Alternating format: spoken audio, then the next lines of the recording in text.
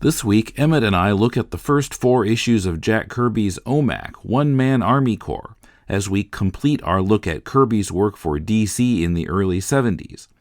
The series speculates about what the technology of the future may hold, and sometimes the predictions are spot on.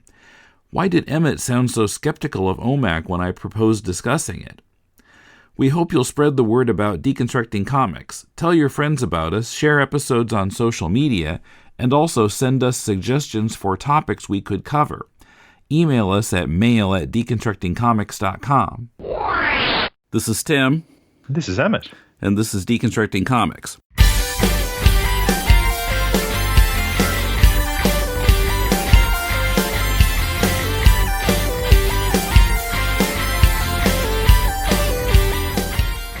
Welcome to Deconstructing Comics. This is Tim in Tokyo with Emmet in country Victoria, Australia. How's it going? Very well, Tim. How are you going? All right. So we've been working through all the Jack Kirby DC stuff, and we're at the last of the titles, OMAC, One Man Army Corps. And you might have picked it up on the podcast. I never had actually asked about it, but Emmet seemed like unenthusiastic about reading this. And he was just telling me why, and that apparently it was an incorrect assessment. Yeah, I think that's... I'll just retread what I just passed on to Tim for the sake of the record. But yeah, I spent a lot of time reading about Kirby back in the day without actually reading Kirby directly. These were people's opinions of Jack Kirby's work. And OMAC, I was given to understand, were the stories became too ridiculous, and it just was just Looney Tunes stuff. And I actually find this very prescient and very much a book of the moment. And in fact, I just wanted to quickly read something. This is... So I have the trade paperback of the OMAC One Man Army Corps. So it's a recent edition from DC. And they've published I assume it's an introduction from the original issue, October 1974. So that's 49 years ago. 49 years ago, he's written this, okay? How far off or far out is the world that's coming?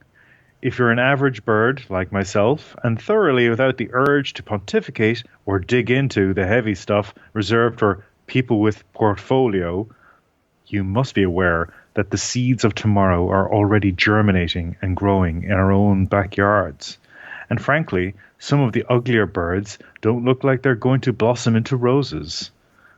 This is the theme of OMAC, the harnessing and control of the extraordinary now that has become ordinary. I managed to muff that last line. It has become ordinary. Ordinary. Yeah. That hits me like a hammer. That's the thing we've been talking about this entire time with this Kirby series. When we were talking about the mother box, we were talking about how Kirby depicts technology, how he sort of shows that it can be used to control, but it'll always be used to control people in a very everyday way. This is his emphasis on the ordinary there. The contrasting of the superhuman with people living in cities, people living in small communities, being manipulated, controlled, conditioned, forced to go through certain acts, forced to perform. His fascination with this whole idea of what's coming in the future, it just becomes really stark in this, I think. And there's a political point to be made here as well, which is, what is a one-man army corps? Well, in effect, a one-man army corps could stand in for the idea of the superhero, the superhuman. But here, Buddy Blank, the aptly named Buddy Blank, OMAC, basically occupies the resources of enemy nations, of terrorist cells, as opposed to sending in armies, you send in one person. And it's all with a view to securing some sort of global peace. So instead of having countries turns into wastelands because of occupying forces or invading armies or people traveling around aerial bombardment, so on and so forth. You have one person go in, and everyone focuses on that one person and his special satellite buddy.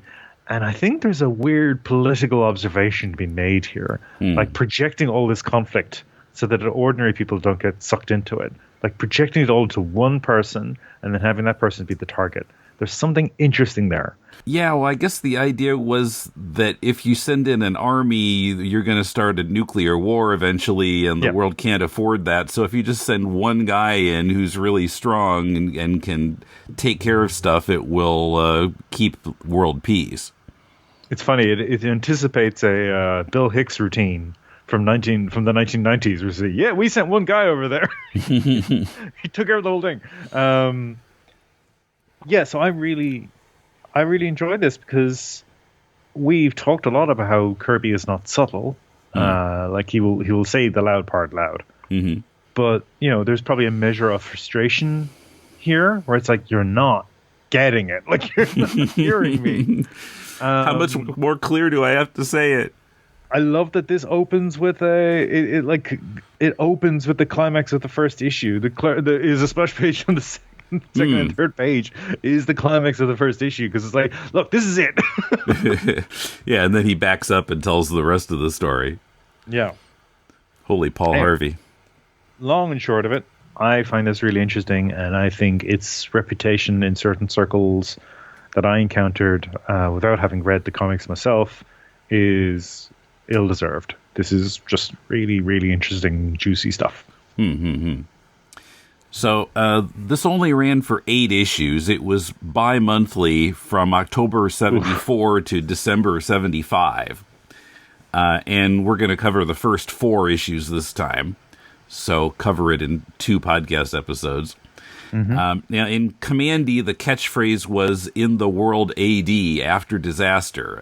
In this one, the catchphrase is "the world that's coming." You see it again and again and again in here. It's just like, this is what I think the future is going to be like. He's saying it as loudly as he can. Yes.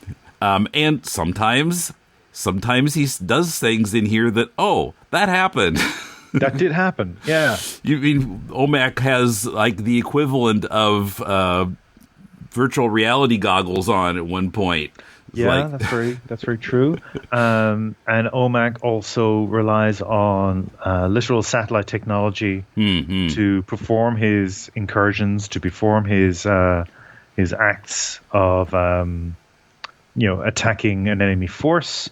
And we recently had a story come out about Elon Musk had provided Ukraine with all of this satellite imagery and was actually watching in real time the conflict between Russia and Ukraine. And then when it got too hot for his liking, he simply turned it off. Right? And that actually exposed all this conflict and allowed for Russia not to fall to the forces there in a particular region were not effectively targeted by Ukraine because that satellite resource was suddenly removed from them.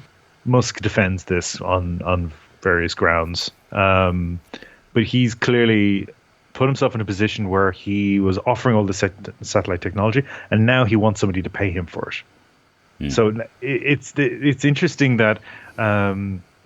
There is a comparison there at work in terms of the ability to see from above what's happening, track it in real time, relay that information in real time to the soldiers in question. And in Kirby's imagination, this is a benevolent entity, Brother Eye. And in our world, the person who actually has control of that is a narcissist, a toxic narcissist who just wants everyone to listen to what he has to say at all times and will simply turn off that means of supplying information to armed forces because it suits him, and people die as a result. Kirby's prophetic ability didn't anticipate, perhaps to some degree, just how shitty we are. So I have to bring up the cover of issue 1 because I remember seeing this cover back when it came out in '74. I think, I've talked on podcasts numerous times about how my friend back then had a much older brother who had a big collection of Marvel and DC, mostly from the 60s. And I think I didn't realize at the time that this was not from the 60s. But I remember seeing this cover, and seeing it again now, I misinterpreted it in the same way that I misinterpreted it when I was 9 years old. So we see OMAC throwing this kind of box that appears to contain a woman who's frozen in concrete with her legs, hands, and head sticking out in an arrangement that no human could manage to get into. And I found it really disturbing. But it turns out that this is actually the pieces of a Build-A-Friend kit. Yes. This is kind of a robot woman in pieces. I'm not sure why concreted into this box. It looks like concrete anyway. I don't quite understand how that works. But yeah, so this whole first issue is about this. Well, it's the origin of OMAC, but it's also about this factory making Build-A-Friend kits and what they were really for. Yes. There's obvious kind of Comics Code approved blotted out connotation of sex dolls. Yeah. And I imagine that that's in there. You know, he can't say that out loud in a 1974 Comics Code approved book. But that turned out to be not the only thing that they're for. That's true. But also, and not to go into the other point, but they're not simply sex dolls, though. I've seen a lot of conversation, particularly on Reddit, because of course I did, in relation to OMAC, saying, "Oh, Jack Kirby predicted Japanese sex dolls." And, okay, number one, you've jumped to that specific example so quickly. But I think there's also something to be said about Buddy and the amount of abuse Buddy suffers in his workplace. And I'll talk about a toxic work environment. Jeez. Yeah. And when he complains, he's told he has a persecution complex. Yeah. And then he immediately after that encounters Leela. And Leela comforts him. And she's, "Oh, you're so smart. Oh, we have to work so hard. Let's work hard together." And that, to me, speaks more to our everyday experience of the workplace, where you endure all this shit from your employer. You have all this horrific workplace crap you have to go through. But let's have an "Are you okay" day. Let's have a weekly cake day. Let's have somebody come up to you and go, "Hey, how are you doing today?" And not have any interest in what your response is. Let's have a LinkedIn anniversary alert on your phone to say, "Hey, it's been so long since you joined this. Oh, congratulations." These psychological props that are introduced in our current lifestyle to sort of make us feel just slightly better about all this nonsense, I feel is also a feature of Leela. She's not just there for romance or sexual gratification. She's also there to remind the person to be a good employee, to be a good worker. Now, I know the plot of this issue involves what's the Austin Powers Killbot type thing. But don't remember. Yeah. But here there is the idea that a buddy is in effect part of an experiment. Yeah, it's a field test when he meets Lila. Yeah. He doesn't realize that he thinks she's a real person.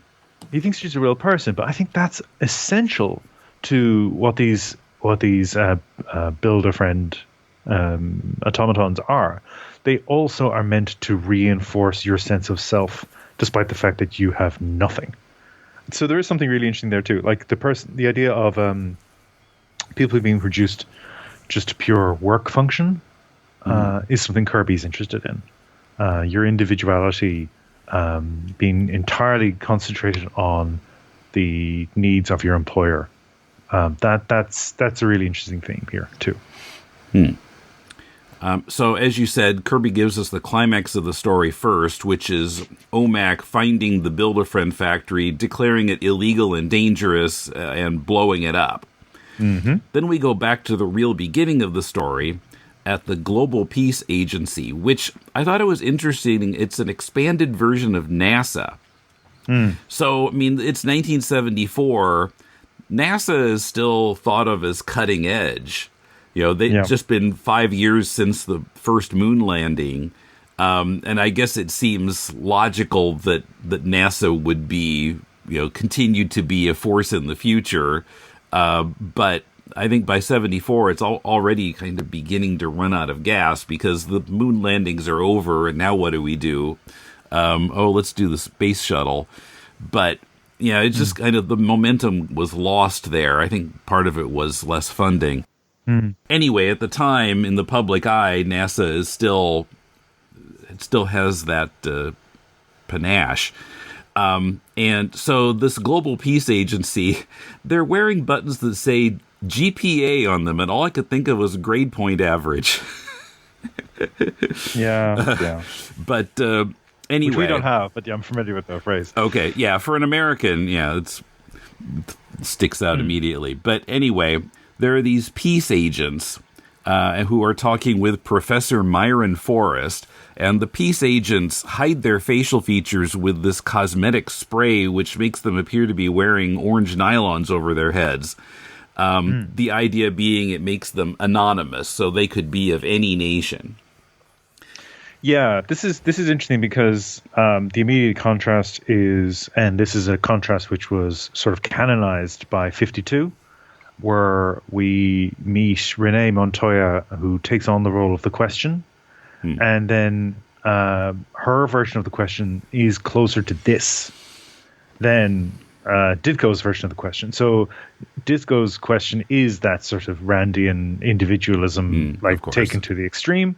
I'm the only one who can make a difference, blah, blah, blah. These are anonymous people. We never know who they are, and they serve the greater good of the world in its entirety. Not a single nation, not a single society, not even... it's more about like readying the world as a whole planet for what's to come next. And the involvement of NASA would seem to imply they're preparing the planet for encountering other alien races or or trying to actually get off planet and traveling the wide universe. Maybe that's what this is all about, like trying to basically manufacture a peaceful utopia on Earth so that we can ascend to the next stage in human expansion across the stars. So I find that interesting that Kirby's taken the same concept, the anonymous mask, even the spray, like that's from Ditko as well. Whereas Ditko is all about the individualism of that character trying to just maintain control. This is, how do we lead everybody together? How do we work together with everybody to ensure the greater good, which is the opposite of Randianism. I have to wonder if it's a deliberate choice on Kirby's part. Could be. I also noticed that Lila looked kind of like Ayn Rand. Yeah, again. Yeah. we may be inferring too much into it, but it's Ayn Rand herself has a certain robotic quality to her, so maybe that's to be expected. So these peace agents have been looking for a candidate to keep the peace in a world that can't afford violence, and they've settled on Buddy Blank. Now, Buddy Blank has no idea about this, but we see him then in his toxic work environment and meeting Lila, and then finding out that she's actually, not only is she a robot, she's a murder weapon. She's used for carrying out assassinations. She meets the target and then she blows up. And just as he discovers this, the satellite Brother Eye transforms him into OMAC. One of the company insiders who witnesses this says it's electronic surgery, a computer hormone operation done by remote control. But he never consented to this. Just bam, just do this. That was also kind of disturbing. The contrast seems to be between artificial bodies. Now we not only are we looking at the build-a-friends being used for assassination, and as I talked about before, like Lila and Buddy have this encounter where she's saying, "Oh, I'm your friend. Don't you remember me? Oh, we need to work really hard." Blah blah blah. But we've also witnessed his colleagues destroying other build-a-friends who look more robotic. They're not as convincing, deliberately so. But we've seen them like get out of their violent urges on these artificial bodies. That's what that's all about. It's about like, I want to really kill somebody. Well, his employer provides them with a room where they can go kill a facsimile of a person. Like, you can do that. You can destroy a body. What OMAC is he's like this idea of the Superman again, where we're told his body has been hyper evolved. So now he's become this entity through this process that they've enacted on him. They call it electronic surgery. So there's still the idea of technology involved here, obviously, but it's hormone operation done by remote control. His body he's been physically changed.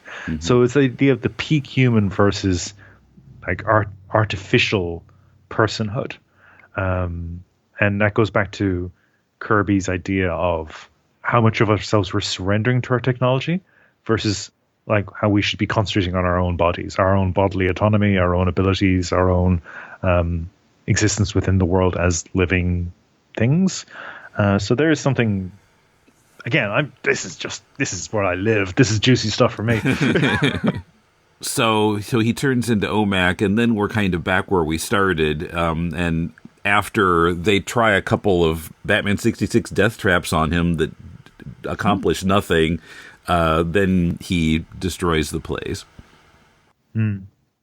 So now we understand. We saw a lot him talking to the Lila kit at the beginning, and we didn't understand the background of that yet. And now we see it kind of again, and now we get it.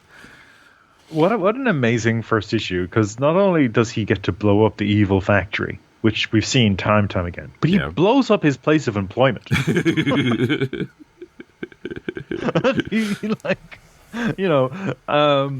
The suggestion is everyone got clear of the building in time, but like he literally is like, fuck this job. Blows up the building. Which is amazing. Yeah. Well, he's got new employment now, so. Yeah. Although, as we see, he doesn't even really remember being Buddy Blank, or he has these vague memories of it. Lila seemed to be the thing he remembered. He seems to remember he's got a connection with Lila. But I was thinking about that too. Like, to what degree is he still Buddy? The fact that we'll come to it later, where they're trying to simulate human relationships for him to try and keep him connected to humanity, suggests that he remembers very, very little. But then he's called Buddy Blank, and he was literally just like a human tool in a workplace. He was just happily doing and suffering abuse because that's what he's been told to do. So I'm not really sure how much individuality he had to start with. There is a suggestion he's been ground down to such a instrument of the workplace that there's nothing really there. Our discussion of OMAC issues 2 through 4 is coming up. But first, a reminder to join us for 20th Century TV and music trivia quiz videos and more on our Patreon page. Patrons donating $4 a month or more get access to our podcast on the first 50 issues of The Amazing Spider-Man.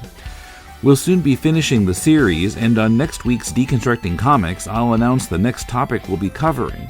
But the only way to hear the podcast is to join us at patreon.com/deconcomics for at least $4 a month. We look forward to hearing from you. Greetings from Wayne Manor Memoirs, a podcast dedicated to exploring the Batman mythos. Each episode, we research a character, story, contributor, or piece of pop culture related or adjacent to the Dark Knight, And try to understand why these topics are important to the Bat mythos. I'm Joe. I'm Kendall, and some of our favorite topics include the transformation of Mr. Zero into Mr. Freeze, The early appearances of the Riddler, Booster Gold, Commandi, Jim Aparo, and many, many more. Check out Wayne Manor Memoirs every other Friday, wherever you download your podcasts. and follow us at Wayne Manor Memoirs on Facebook or at W Memoirs on Twitter. Until next time, Bat Fanatics, be brave. And stay bold. So issue 2, in the era of the super rich, it says on the cover, and I'm thinking, oh, you mean 2023? Yeah. This is happening in Texas right now, isn't it? Let's just you don't have to pay any taxes. You can buy the whole town. Yeah, so now, unfortunately, Kirby's originality sometimes doesn't carry over to the names he gives characters. Mr. Big, I mean, how many Mr. Bigs have there been? Quite a few. Yeah, that's true. But Mr. Big has rented out the city apparently for he and his friends to have a party, and everybody else is supposed to stay off the streets. Yeah, this starts out really good. Like, this starts out at a great idea, the idea of like renting a city just so the rich can party, and you have to stay indoors for the reward of not having to pay taxes for a year. And yes, he should be called Mr. Business, I assume. The sort of, we'll come to it quickly, I assume, but the actual upshot of this is a bit, oh, really? Oh, okay. I always bring this up, I know, but there's that Batman 66 episode, Lowdown Shame, where Shame. I knew that you knew that I knew that you knew that I would do that. It devolves to that at a certain point. And I found that funny in Shame. I never find it funny in any other circumstance. Yeah, so he meets a couple of people in costumes who give him a ride. One of them seems to be kind of a Grim Reaper. The other one is a clown.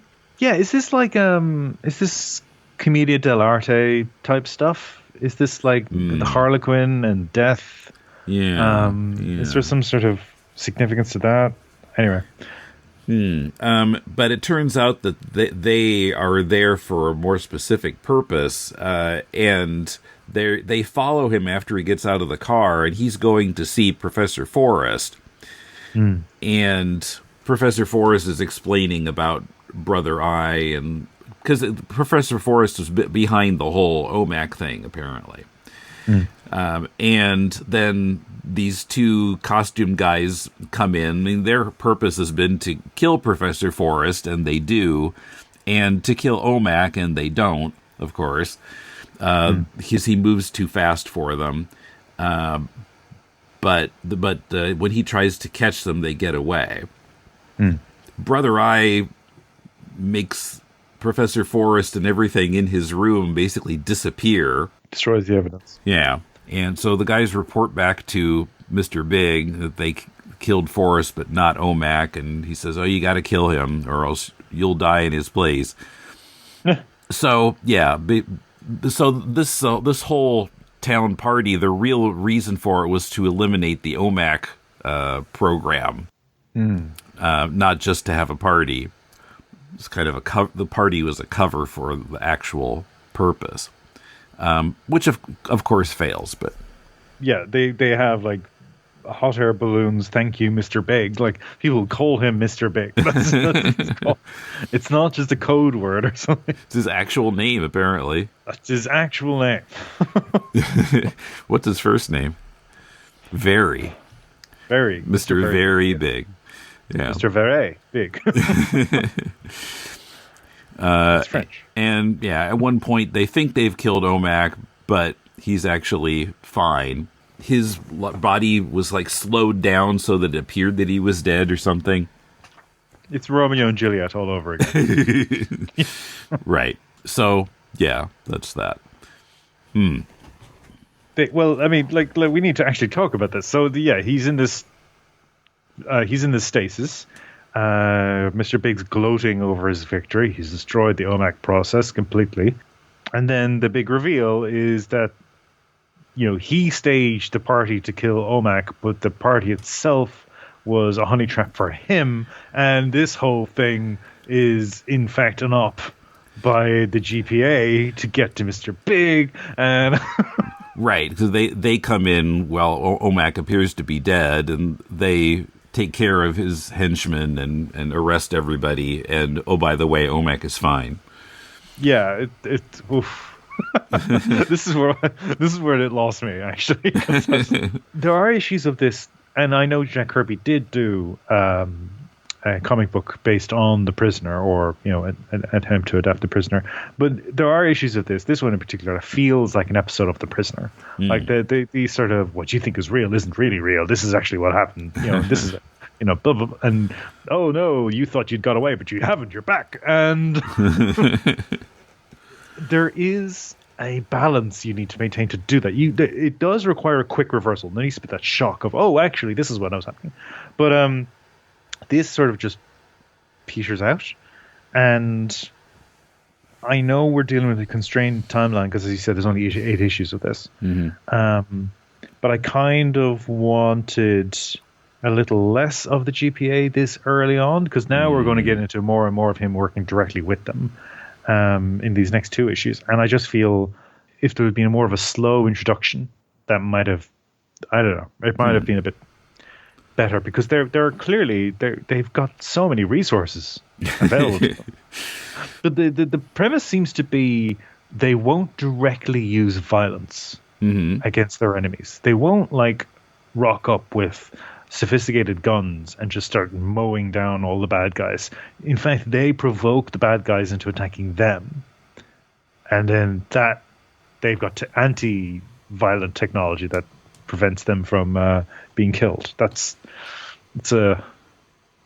this strange version of pacifism that Kirby was sort of dealing with as well with the Forever People, like this sort of idea of violence is ultimately destructive to the person enacting violence, and the only way to actually break out of this circle of violence that we're all trapped in is to simply not do it, but not in a sort of naive, I don't want to fight you. It's like, no, I'm going to fight you, but I'm just not going to actually use your implements of destruction to fight you. I'm going to find another way of getting you to destroy yourself.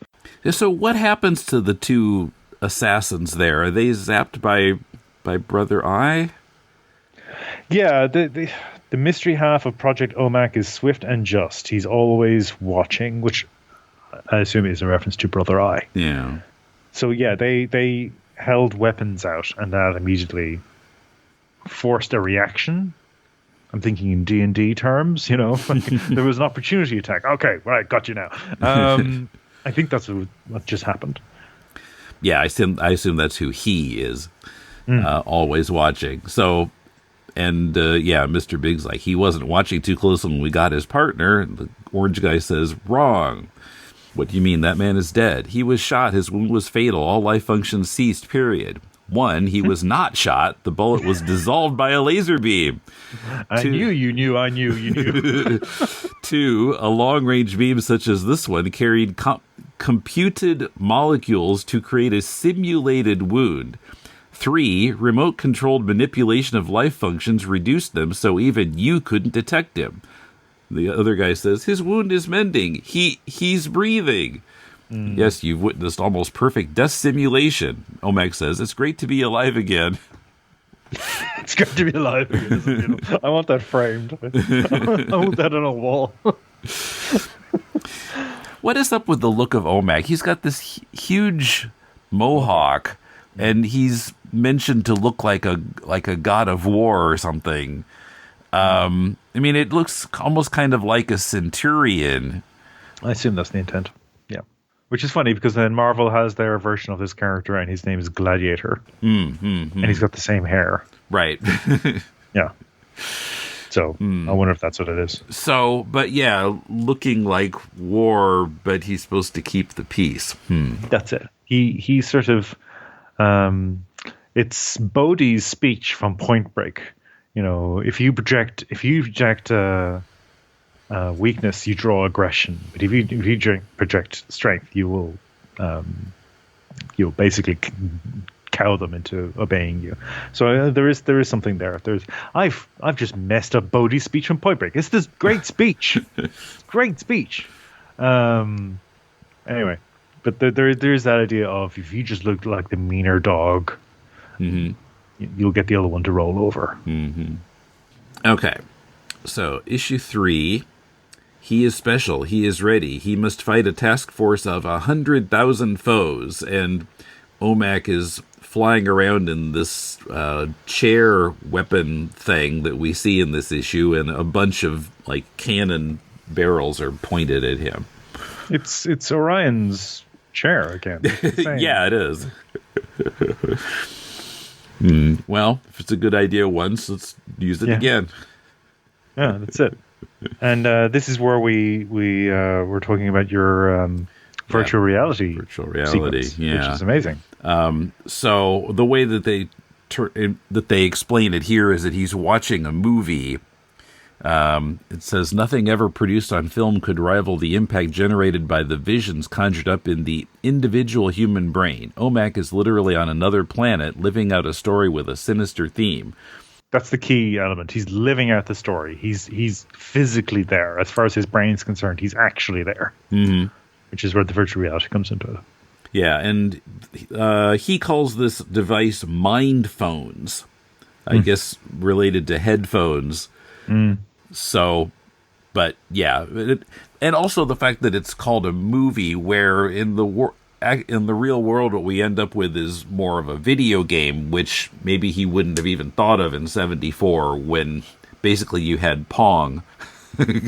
Yeah, it's fascinating just to see again, like his ability to imagine this, and now there's an entire industry out there, which is all about trying to produce these games. And like when I was a kid, I was obsessed with the idea of virtual reality. I really wanted to. I couldn't believe that it was so close. I could actually be in these fantasy worlds, or whatever. And now you couldn't pay me to do them. They look awful. They look so bad. And I know people talk about it, but it's just, I feel as if they got a little too literal with them. I'm talking about VR headsets and so forth that now you can actually get. There's nothing attractive or appealing to them about them in any way. And a friend of mine, I shouldn't say any names, but someone I know actively is involved in making of these. And we went out for dinner once, and he handed me this device in a restaurant, and I put it on my head. I was transported to this simulation of World of Warcraft, I think it was, and I was riding a mount, and I must have looked ridiculous to the other people in the restaurant. But I just even like it was impressive. It was visually impressive, but I immediately had that feeling of sickness, that feeling of like vertigo and unsettled. It wasn't pleasant. So yeah, but I think we were sold this bill of goods that you will be transported and you will get to experience this. And go, no, you just realize that you're a guy with a heavy object on your head, and these things are beaming into your eyes, and that's what's happening. Yeah, I don't know. I don't even know what it looks like. It sounds kind of disorienting to me too. So I'm not interested in it really. Give me a good book. Of course, I'm not a gamer either. So. Yes. But while he's watching this movie, he's interrupted by some GPA guys. It seems like they're just kind of talking about his mission in general. Yeah, they appoint him to be a general, and again, it's so that he can circumvent any escalation of violence that will lead to nuclear conflict. So the idea is he has full control over any resources to ensure that outcome, to make sure that we will not actually escalate. And he can redirect forces and he can, arrange things so that he can maybe, again, as we talked about at the start of this conversation, he will draw the fire. He will become the target. He will try and be a distraction almost. So yeah, he's in charge in all situations, basically. Yep. Yeah. Okay. Yeah. So you mentioned that they were trying to create human relationships for him. So yes. Now he's got so the narration mentions computer dating and what that would lead to in other kinds of human relationships. And so this couple shows up who are supposed to be OMAC's test parents. So they're going to be living together as kind of a trial situation, and maybe they will act as his parents going forward. Yeah. And they're called Mr. and Mrs. Barker. He was originally Buddy Blank. And so, if you was to take their name, it would be Buddy Barker. So the alliteration's retained. That's important. That's important. But even look at them, like the way their style of dress as well. Like, when is this actually taking place is the question too. Like, is this sort of like a near future? Because they've got a slightly futuristic look to their coats, even. Like the use of padding and the different straps that we can see. There's a sort of futurist style to them. Right. And well, yeah, it's hard to tell how far this is 74. I mean, if I were doing comics in 74, I might guess that in 2023 we'd be wearing that, which we're not. Yes. 50 years in the future. And we'll be using moving sidewalks and we'll go to the moon for vacation. No. And here we meet another kind of GPA agent who's basically their HR, and it's a feminine body type. And again, one of the things that the new question, Renee Montoya, for the point of the person who would meet that question wouldn't necessarily know that it's a woman wearing the mask, because it was sort of just this vague appearance in general. Here, this clearly indicates that the field agents are men, and this person is a woman, which I think is unfortunate, because I would have liked it if that was a little more, if they all were just anonymously gendered, Yeah, it seems like if this were come up with today, they would have been all androgynous. Yeah. That would sort of, and it plays into the idea that you can't identify anything. Right. Yeah. So then he is given his next assignment. This marshal called Kafka. So again, the names. I mean, Kafka is kind of an obvious one to go for because of the author and the type of stories that Kafka wrote. So, I mean, it's better than Mr. Big, but... Yeah, it is better than Mr. Big. So, and of course, this Kafka is responsible for a lot of massacres and stuff like that. OMAC is going to Central Europe on a rocket that should take him 10 minutes to get there. So he rockets out into orbit, and then part of the rocket separates off. And so then he's just in this little ship that's flying back down to Earth. It says GPA on it. And he's targeted by some smart bombs. I think smart bombs exist now. I don't think they did in 1974. Oh, they're guided by television, we're told here as well. Yeah, I'm not quite sure how that works. Yeah, we had remote control referred to persistently because that's OMAC's whole deal. So I mean, I don't know if we had the phrase satellite imagery or satellite, that, which is what we're talking about here. So to try to convey that concept, Kirby uses guided by television, which sort of gets across the same idea. You can actually visualize what you're looking at in real time, and that's the information that's being directed to the missiles, and then they're following the instruction. So it makes sense, But like from our modern kind of. parlance, we're a little tripped up by it because wait, no, television's a different thing again. Yeah. Yeah, but that's what Like, which channel is it on? Or something. Yeah. This is an HBO show. There's not enough nudity.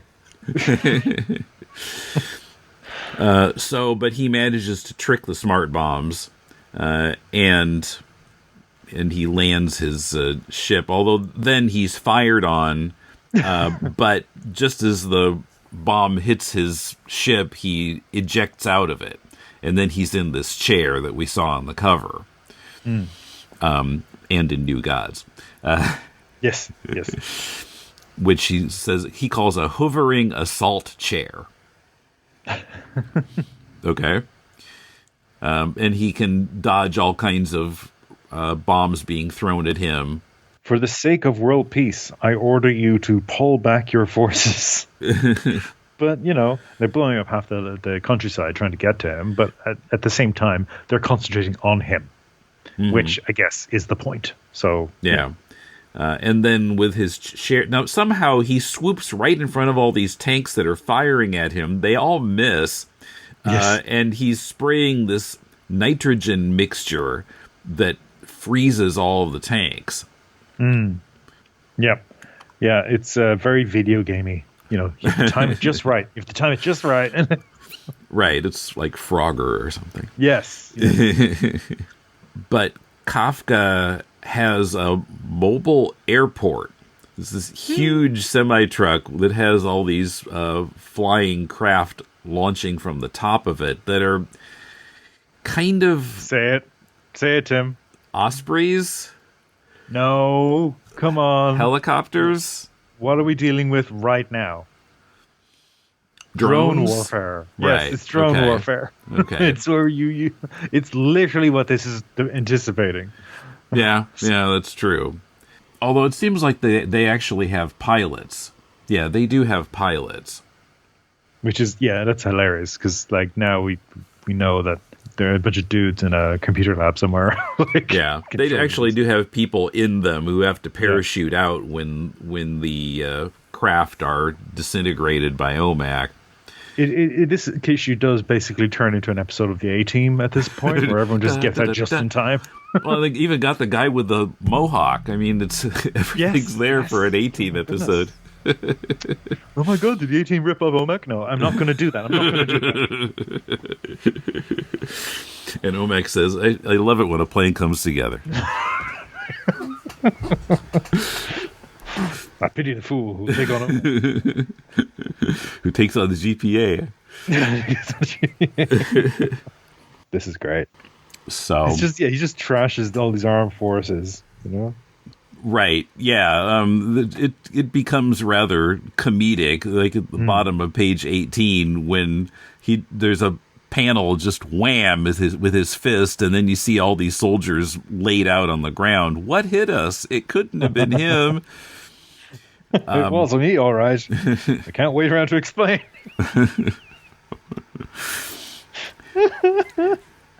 And just before that, this multi-shot, it's basically a cluster bomb, which I think also didn't exist at the time. Interesting. But yeah, there's a very one-sided fight between OMAC and Kafka's men. And Kafka is in this moving bunker, big rolling bunker. And the end of this issue seemed a little abrupt, didn't it? As if like pages were cut or something. Yeah. Because, I mean, it's this last panel that runs across the bottom, and OMAC is thinking, the world has had enough little Hitlers. I'm taking you in, Kafka, and he's kind of leveraging this tank. And then there's a pink box laid in that says, hold it right here. The best is yet to come in the busting of a conqueror.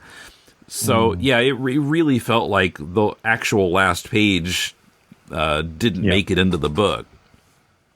Yeah, it's a shame. It really does sort of undermine the whole issue, in fact, and sort of sets you up, because then, that sense of tension's lost, because it's like, well, he's winning.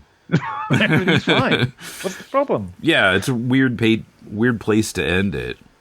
and it's like, oh, OMAC's going to have this under control. And then you see the cover for the next issue. You're like, what the hell?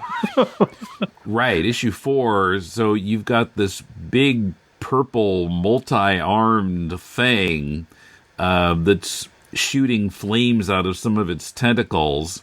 And of course, I literally had to check OMAC. that this was the same story. I literally had to check. I was like going, oh, is it a new story now? Have we just Kafka was dealt with? I was like, no, this is continuing Kafka's story. But yeah, at the very beginning, there he is with the rolling bunker again.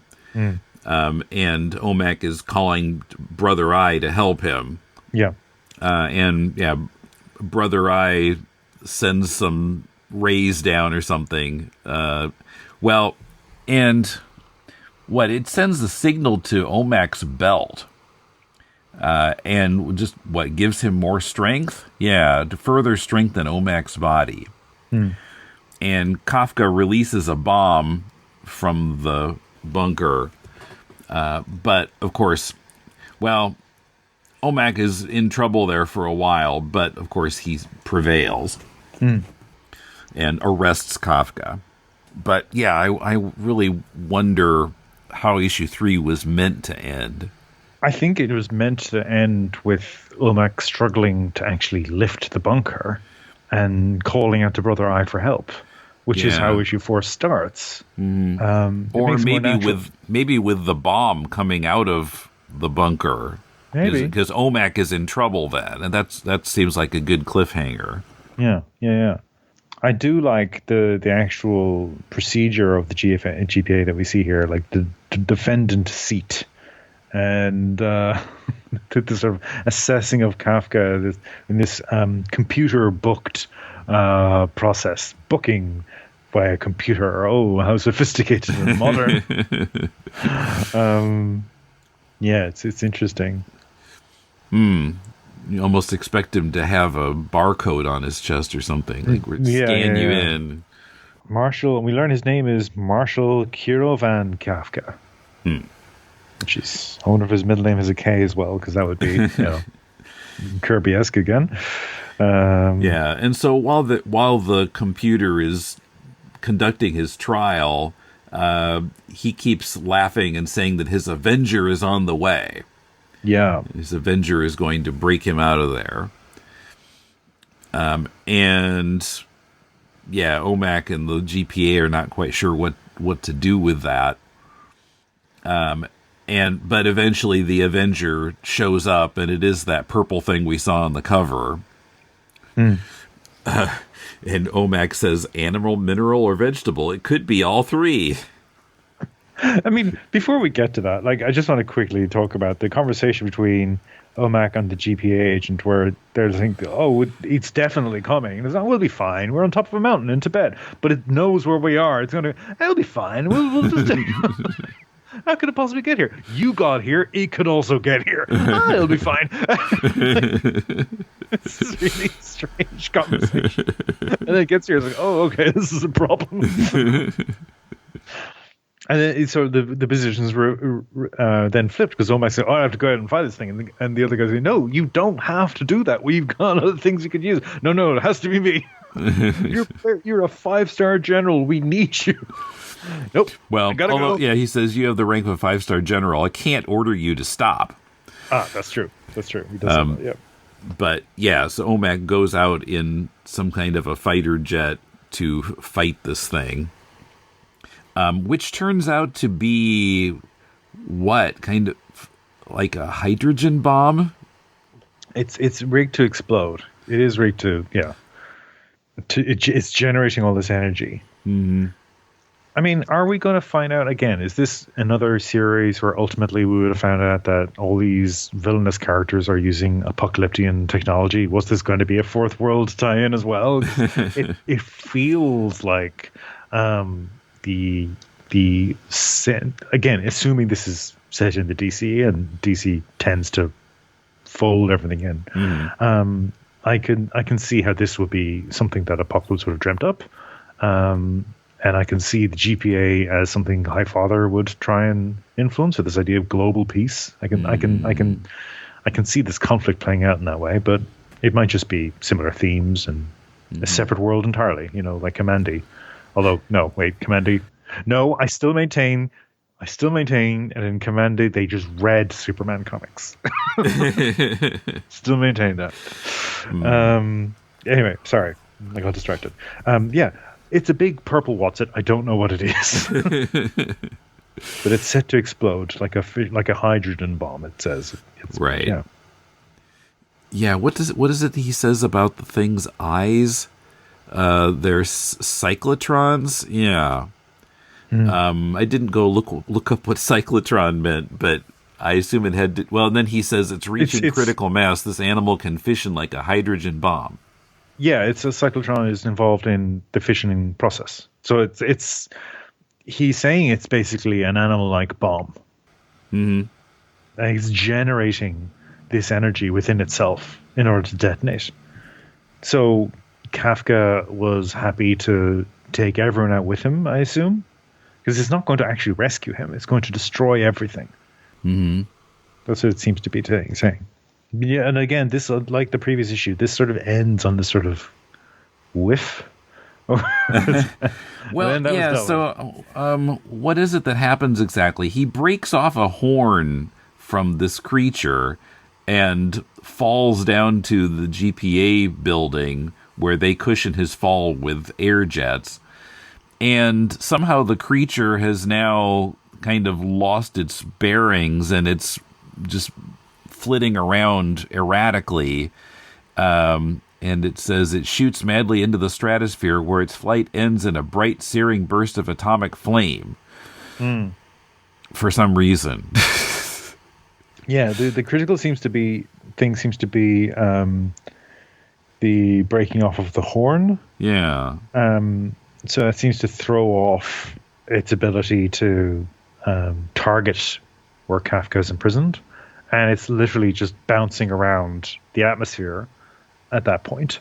I assumed, because we've introduced this idea of like low gravity cushioning, that maybe they had pushed it out, that like reversed that direction. But I don't think that's what it is. I think it literally is just he's damaged it to the point where it's now just out of control and it's like bouncing around. So it could have just hit a mountain and blown up a mountain, which also would have been bad. But luckily it goes into the atmosphere and explodes in the atmosphere.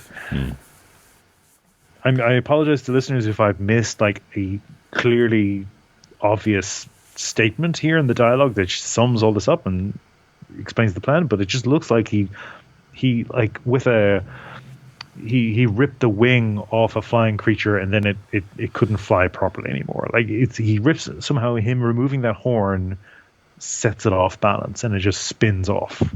That's what it looks like to me. Yeah. Now again, a weird thing about this ending. So the agent says, man hasn't changed, OMAC, but the odds against his survival have risen considerably. OMAC says, that won't make our job any easier. And then the narration says, or deadlier. What? It won't make our job any deadlier? It's pretty phrased. Yeah, I think you mean the opposite of that. It will make it deadlier. So, I don't know. It's like two different people were writing these two consecutive panels or something. Possibly. There feels like a bit of editorial interference kicking in again, or I don't know. He's shadowboxing with his expectations of what those criticisms will be, and he's just like trying to get stuff over the line. I'm not sure what's happening there, but it feels like the end in the next to last panel feels kind of weird too, as if that was meant to be the last panel.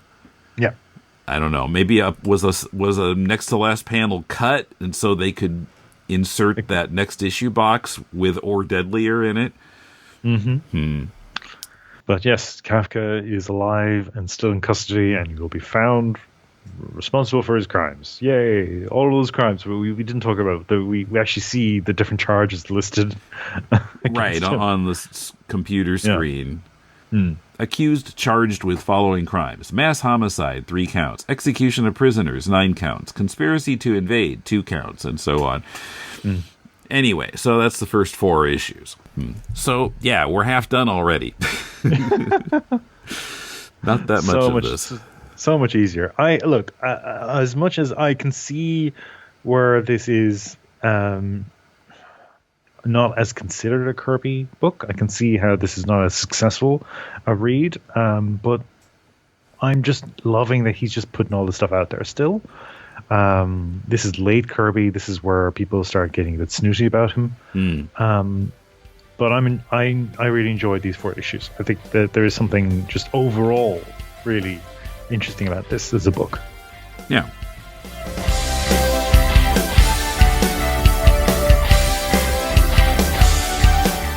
OMAC, One Man Army Corps, is published by DC. If you're enjoying our weekly comics talk, consider supporting this podcast by joining us on Patreon at patreon.com/deconcomics, and go to deconstructingcomics.com to connect to us on Twitter, Facebook, or YouTube, to shop on Amazon to support the show, and to find links to subscribe to the podcast. You can comment on any episode there, or drop us a line at mail@deconstructingcomics.com. That's also the address for submitting your own comics work for possible inclusion on our spin-off podcast, Critiquing Comics. Our theme is by J.B. Anderton. Next week, the conclusion of our discussion of OMAC as we look at issues 5 through 8, done as Kirby was on his way out the door at DC. Did that affect the quality of the books? We'll look into that next week. Till then, this is Tim, and thanks for listening to Deconstructing Comics.